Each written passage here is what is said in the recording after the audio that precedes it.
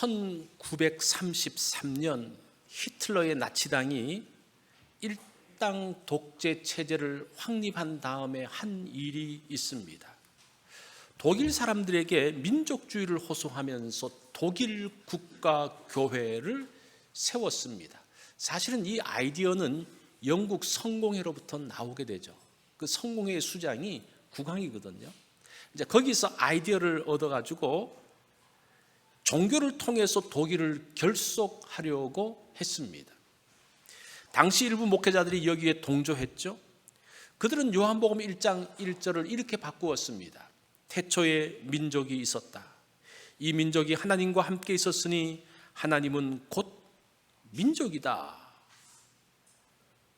그리스도를 민족으로 바꾸어서 말하면서 독일 국가교회를 시작한 겁니다. 이것은 1차 대전 이후에 독일이 극심한 어려움 가운데서 패전 국가로서 극심한 어려움 가운데서 있는 독일 민족을 구하기 위한 것이라고 생각을 했습니다. 그렇게 교회는 히틀러 정권의 하부 기관으로 전락되어졌죠. 이런 모습을 본 뜻있는 목사들과 그리스도인들은 고백 교회를 결성합니다. 이 대표적인 인물이 우리가 잘 아는 본 회퍼 목사님입니다. 고백교회는 나치의 선전독으로 전락한 국가교회에 맞서서 오직 예수 그리스도만을 구주로 고백하는 신앙 부흥과 교회 회복 운동을 주도했습니다.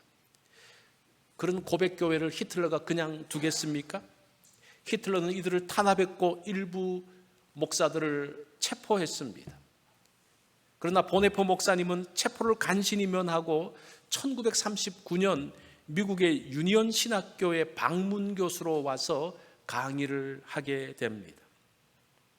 자, 그리고 다시 독일로 돌아가려는 이 본헤퍼에게 사람들이 만류합니다. 지금 들어가면 너 안 돼. 죽을지도 몰라.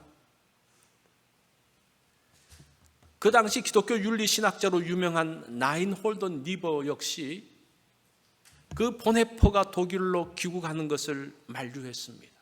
그런데 본헤퍼는 다음과 같은 편지를 남기고 독일로 돌아갔습니다. 만일 지금 내 동포와 함께 시련을 당하지 않는다면 나는 전쟁이 끝난 뒤 독일에서 그리스도인의 삶을 재건하는 일에 참여할 권리가 없게 될 것입니다. 이것이 독일을 구하는 길이라고 생각을 하고 죽음을 무릅쓰고 독일로 들어가죠. 그러다가 1943년 체포되어졌고 1945년 4월 9일 교수형에 처하게 됩니다. 자, 여기서 히틀러와 본헤퍼라는 두 사람이 있어요. 이 사람이 가는 길은 달랐지만 목표는 똑같아요. 독일 민족을 구하는 것입니다. 히틀러는 히틀러 나름대로 독일을 구원하는 방법이 무엇인지를 생각을 했고, 본헤퍼는 어떻게 하면 이 독일 민족을 구할 수 있을까를 고민합니다. 정치 지도자들이 전쟁을 합니다. 왜 전쟁을 해요? 민족을 구하기 위해서 전쟁을 합니다. 가장은 자신의 가정을 지키기 위해서 밤낮 수고하면서 치열하게 살아가고 있습니다. 아이들도 앞으로 자신의 삶을 지키기 위해서 열심히 노력하고 있습니다. 자, 인간이 살아가고 있는 모습은 다르지만 마지막 목표점은 자신을 지키고 자신을 구하는 겁니다. 그래서 인간의 역사는 구원의 역사예요. 그것을 말하는 것이 오늘 본문의 내용입니다. 바울의 메시지의 서두가 인간의 구원의 역사에 대한 이야기를 하고 있습니다.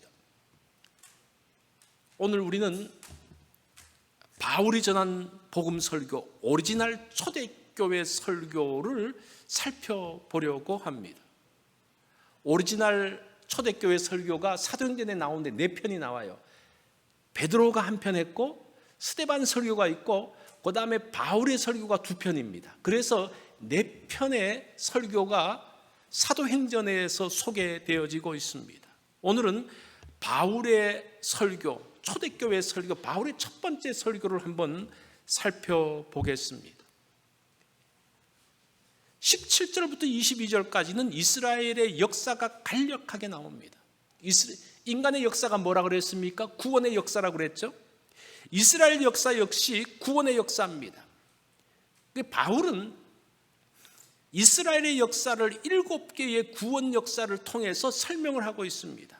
첫 번째는 택함받은 이스라엘이 기근을 피해서 애굽으로 들어갑니다. 70명이 들어갔는데 430년 후에 그 사람들이 인구가 얼마가 됩니까? 200만이 되어져요. 그러면서 그 애굽에 있으면서 200만의 민족으로 만들어 갑니다.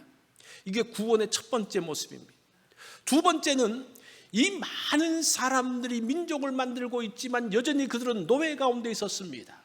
그래서 그 노예 가운데 있는 이스라엘이 탈출하는, 노예에서 탈출해서 자유민이 되어지는 그 출애굽의 역사가 두 번째 구원의 역사로 소개합니다. 세 번째는 이들이 광야로 나갔습니다. 광야는 죽음의 땅입니다. 이 광야에서는요, 살아남는 게 구원이에요. 그 여러 가지 위험 가운데서 그들이 살아남았습니다. 그래서 40년이 지나고 난 다음에 보면요, 이스라엘의 인구가 거의 줄지 않습니다. 거의 비슷해. 한 1800명 정도만 한 마이너스가 되어져요. 이제 그것을 봤을 때에 살아남았죠. 그 광야에서 구원을 받은 거죠. 네 번째는 이들이 가나안 땅에 들어갑니다. 이제 드디어 자신의 땅을 가졌습니다. 이제는 나그네가 아니라 땅 주인이 되어서 그곳에 영구적으로 거하게 되어집니다. 이제 이들은 국가가 되어져서 스스로 구원할 수 있는 힘을 갖게 되었습니다. 다섯 번째 구원의 역사는 사사시대의 이야기입니다. 사사시대에 많은 위기와 어려움들이 있었습니다. 많은 어려움 가운데 있을 때, 고통 가운데 있을 때 사사가 등장하잖아요. 그 사사는 구원하는 사람들입니다. 위기 가운데 있는 이스라엘을 구원한 사람들입니다. 그 사사의 역사들을 이야기합니다. 여섯 번째는 사울방을 세우는 건데, 그 나라가 힘들 때마다 어떤 사람이 탁 나와서 구원하고 탁 사라지고 불안하잖아요. 그래서 백성들이 뭘 요구합니까? 하나님, 우리도 왕이 필요합니다. 일이 있을 때마다 누가 지도자가 나오는 게 아니라 한 왕이 되어져서 계속적으로 왕으로서 나라를 지키는 것 필요합니다. 자, 그게 여섯 번째 내용입니다. 자, 이렇게 왕을 구원자로 세웠지만 나라는 여전히 흔들리고 있습니다. 마지막 일곱 번째 보면 강력한 왕 다윗이 드디어 등장합니다. 이 다윗은 보통 왕이 아닙니다. 그 주변에서 모든 주변의 나라를 평정하는 정말 강력한, 정말 비로소 이스라엘을 구원했던 왕이라고 말할 수가 있습니다. 그러나 이 다윗 왕은 죽고 난 다음에 솔로몬, 이 아들 솔로몬이 왕이 되어지고 그 이후에 나라가 둘로 나누어지고 이제는 그 나라는 바벨론에 의해서 완전히 멸망당해 버립니다. 자, 지금 이 7개를 가지고 이스라엘의 구원의 역사를 말하는데, 그 구원의 역사가 이스라엘은 자신을 구원하기 위해서 노력했지만 그 구원의 역사는 실패로 돌아갔다는 것이 이 내용이에요. 그것을 보여주는 것이 이스라엘의 역사 요약입니다. 그러면서 새로운 구원자가 필요했습니다. 그 새로운 구원자가 누굽니까? 예수 그리스도입니다. 그러니까 단순하게 예수 그리스도가 구원자다 이렇게 말하지 말고 왜 예수 그리스도가 구원자인지를 알 필요가 있어요. 그 이유를 지금 설명을 하고 있습니다.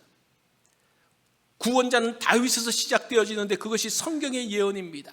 22절을 보니까요, 내가 이새의 아들 다윗을 만나니 내 마음에 맞는 사람이라 내 뜻을 다 이루리라 하시더니, 하나님이 약속하신 대로 이 사람은 다윗을 말하죠. 다윗의 후손에서 이스라엘을 위하여 구주를 세우셨으니 곧 예수라. 다윗이 하나님의 마음에 합한, 옛날 성경은 다 하나님의 마음에 합한 사람이라 그랬죠. 하나님의 마음에 맞는, 하나님의 마음에 합한 사람이 누구냐? 하나님의 뜻을 이루는 사람이 하나님의 마음에 합한 사람이에요. 이런 다윗을 통해서 하나님의 약속이 이루어집니다. 사실은 다윗은 치명적인 약점을 갖고 있는 사람입니다. 그래서 요즘도 교인들 중에서 다윗을 싫어하는 사람이 있어요. 그래서 다윗 설교하지 말라는 사람도 제가 들어봤어요. 다윗을 너무너무 싫어해요. 사실은 그것도 일리가 있어요. 그런데 왜 다윗이냐? 다윗이 잘나서가 아니라 다윗에게 주신 하나님의 언약 때문에 그렇다는 겁니다. 그게 사무엘하 7장에 나오는 내용이거든요. 그래서 하나님의 언약, 다윗의 후손에게 주신 하나님의 약속 때문에 이제 다윗이 중요한 거예요.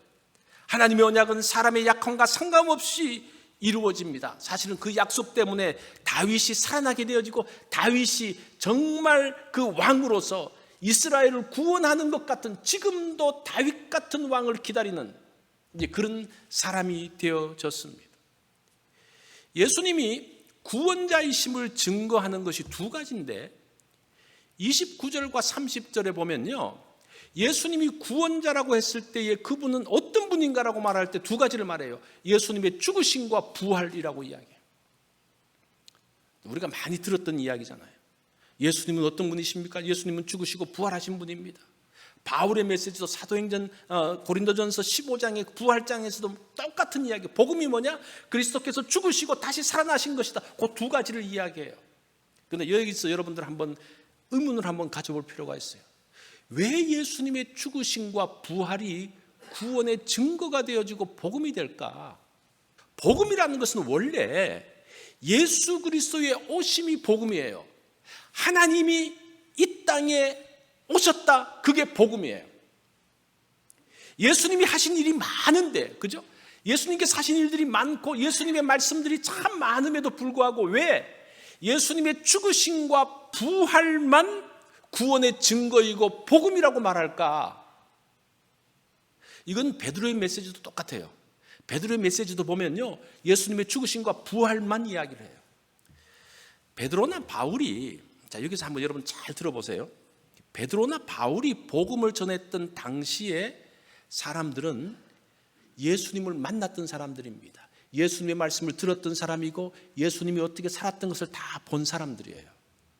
그래서 지금 그 사람들에게, 베드로도 그렇고 바울도 그렇고 그 사람들에게 예수 그리스도를 말할 때에 예수 그리스도는 죽으시고 부활하신 분이다라는 말만 하면요, 그들이 다 이해가 됐어요. 아, 그렇지, 그분이 정말 메시아지, 죽으셨다가 부활하신 그 예수 그리스도, 그분의 행적과 그분들의 말씀들을 내가 들었지.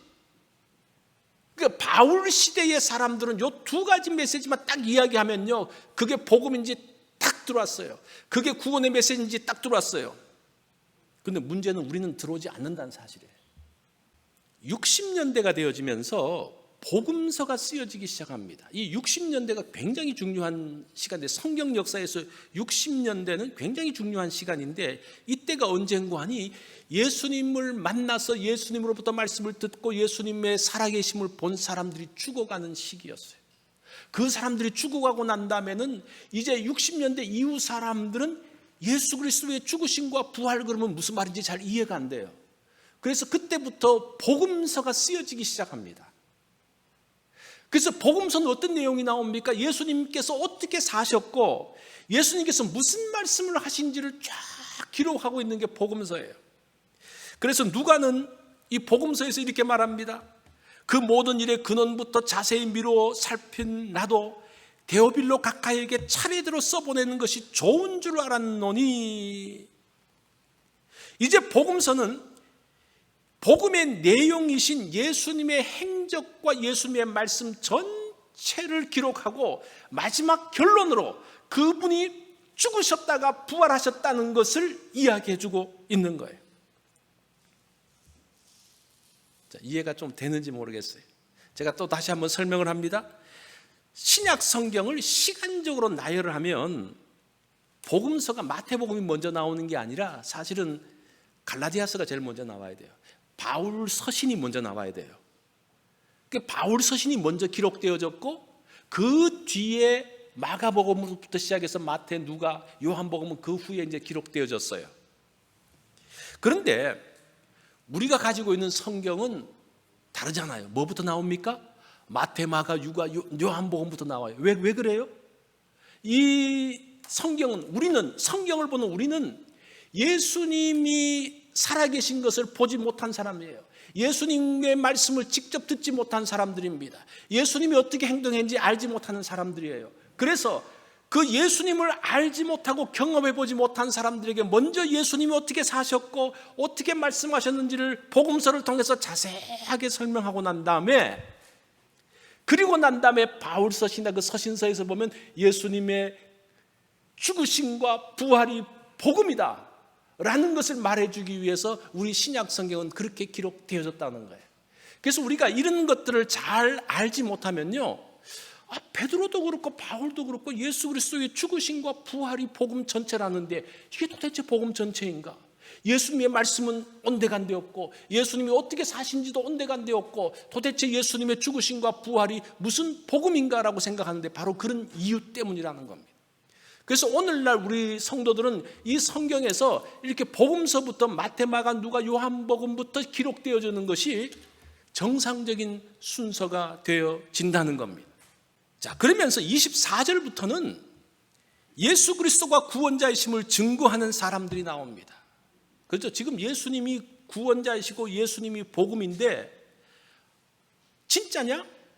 그것을 증거하는 사람이 먼저 세례 요한이 나옵니다. 24절과 25절에 나오죠. 당시 사람들은 세례 요한이 메시아일지도 모른다고 생각을 했습니다. 그런데 요한은 뭐라고 말합니까? 자신은 메시아가 아니라고 이야기합니다. 세례 요한의 증거입니다. 30절에 가보면 부활의 목격자들이 나옵니다. 예수님이 부활하신 것을 직접 본 사람들이 나옵니다.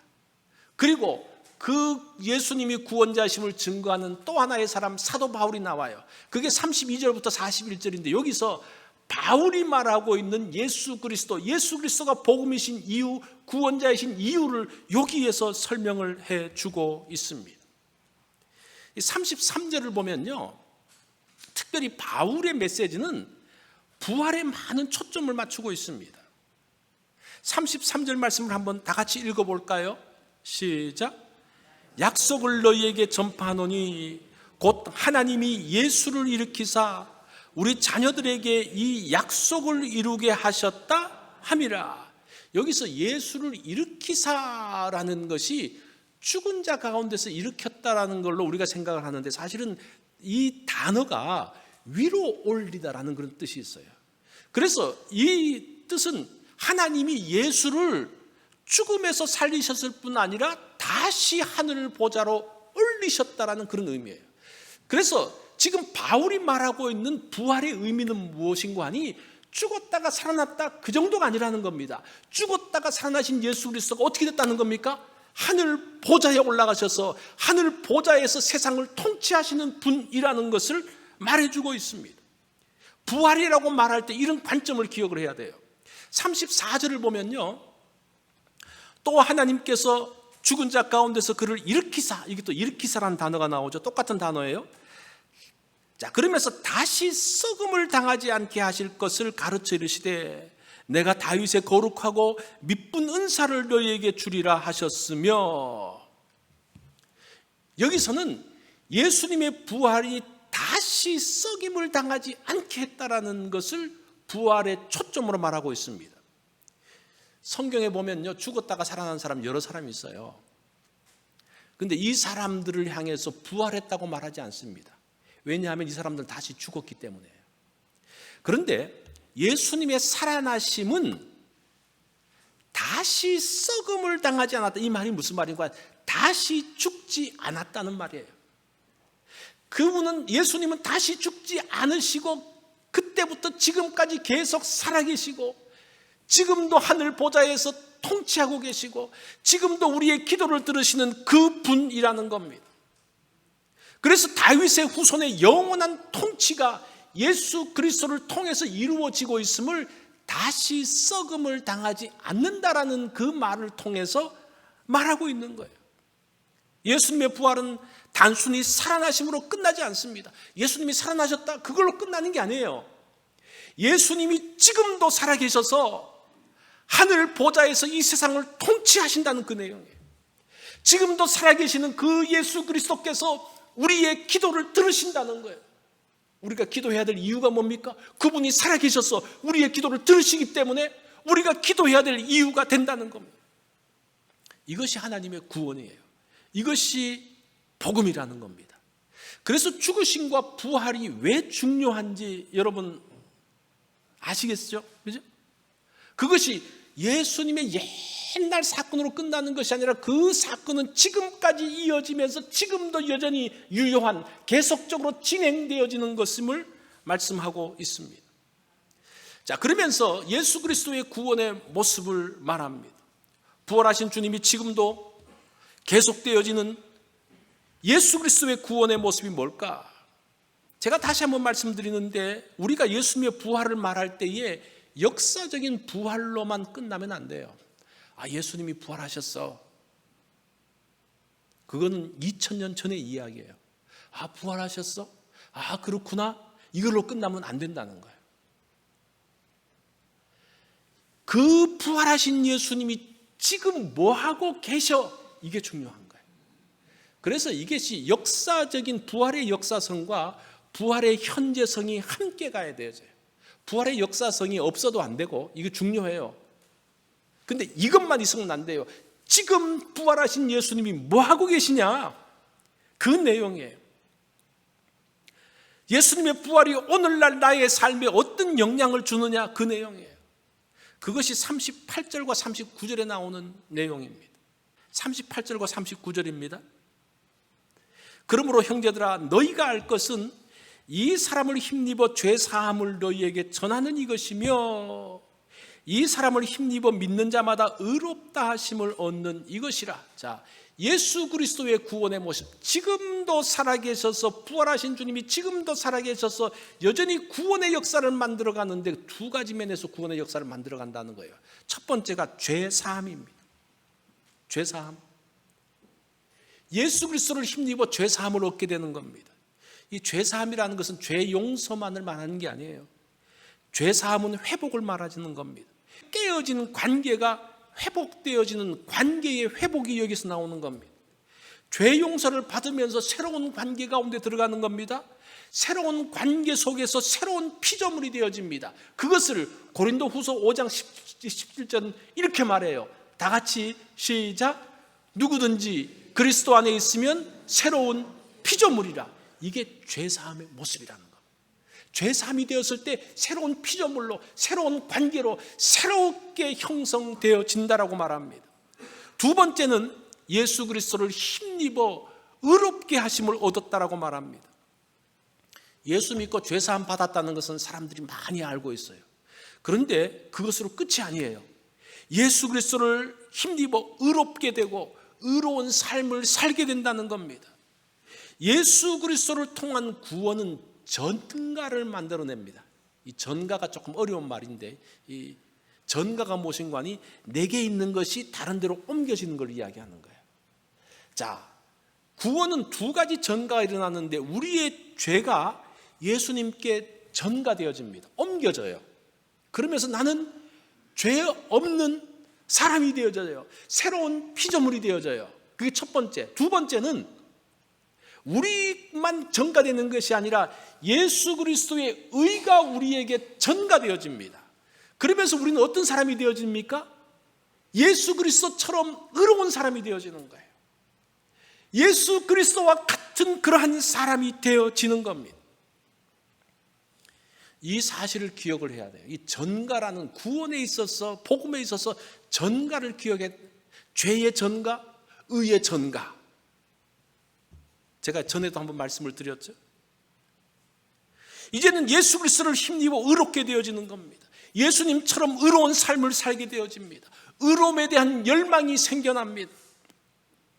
나처럼 보잘것없는 사람이 예수님처럼 된다는 건 놀라운 이야기 아닙니까? 예수님처럼 생각하게 되어지고 예수님처럼 살려는 거룩한 욕망이 만들어지는 겁니다. 이것이 의롭게 되어지는 거예요. 이것이 변화입니다. 아직 완전하게 변화되지 않아도 그런 마음을 가지게 된다는 겁니다. 그래서 예수 믿어도 사람이 변화되지 않는다면, 생각이 변하지 않고 변하려는 욕구가 만들어지지 않는다면요, 그 사람은 구원에 대해서 다시 한번 점검을 해봐야 돼요. 이런 이유 때문에. 구원은 반드시 죄사함뿐만 아니라 예수 그리스도의 의가 우리에게 전가되어지기 때문입니다. 이게 지금 바울이 전하고 있는 메시지예요. 바꾸어서 말해서 초대교회의 오리지널 복음 메시지가 이것이라는 거예요.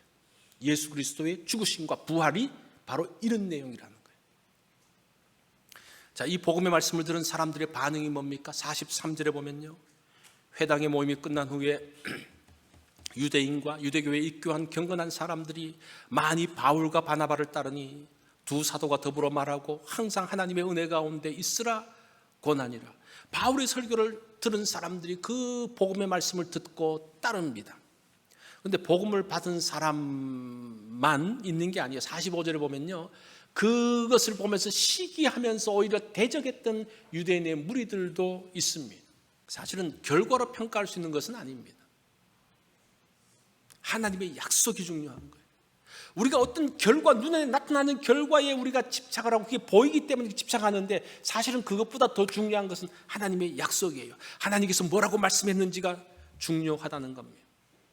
바울이 복음을 전하는 가운데 이런 일은 계속 되어집니다. 복음을 받는 사람이 있는가 하면 거부하고 대적하는 사람들이 있습니다. 이런 가운데서도 복음은 계속 확산되어지고 있습니다. 그게 성경의 이야기고 그것이 교회 역사의 모습이라는 겁니다. 그런 속에서 복음은 계속적으로 전파되어지고 있습니다.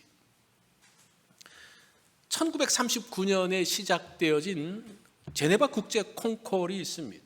여기에는 이제 악기 부분, 악기도 여러 파트의 악기 부분, 또 성악, 작곡, 그래서 이제 여기서 이제 서로 그 경쟁을 해서 세우는, 한국 사람들도 여러 사람 입선을 했습니다.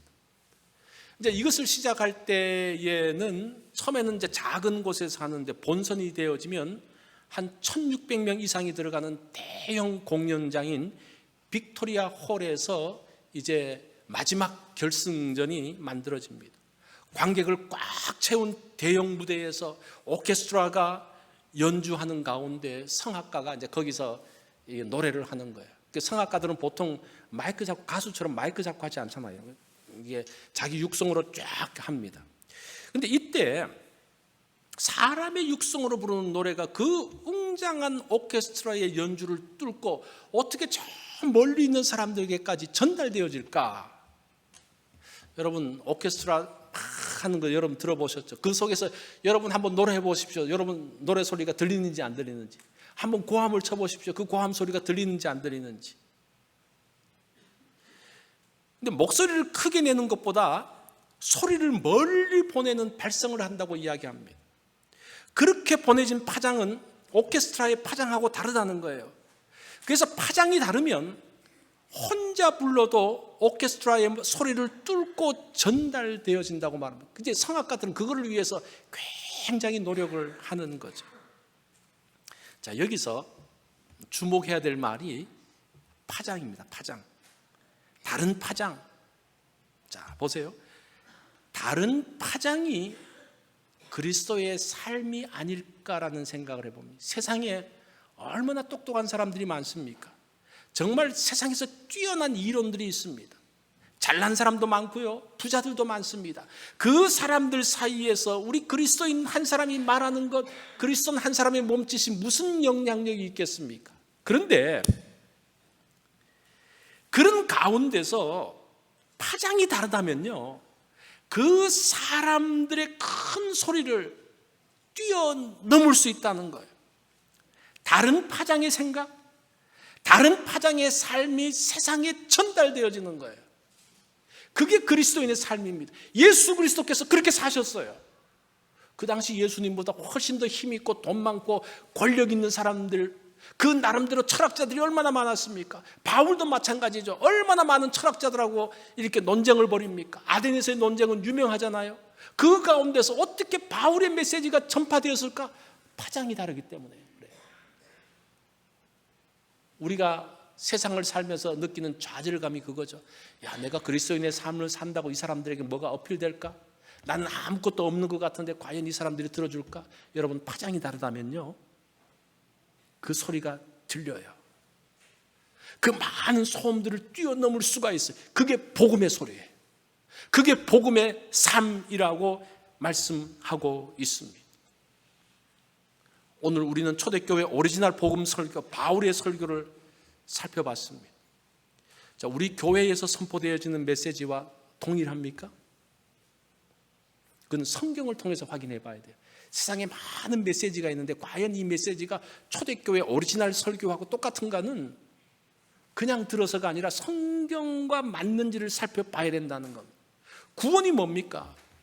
구원은 이스라엘의 역사에서처럼 사람이 원하는 것을 이루는 것이 구원이 아니라는 거예요. 자기 민족의 소원을 만드는 것이 구원이 아니라는 겁니다. 지금 그것을 분명히 말하고 있어요. 구원은 하나님의 뜻을 이루는 것입니다. 구원은 하나님의 약속 안에서 만들어지는 겁니다. 구원이 사람의 손에 있다면 얼마나 낙심될까요?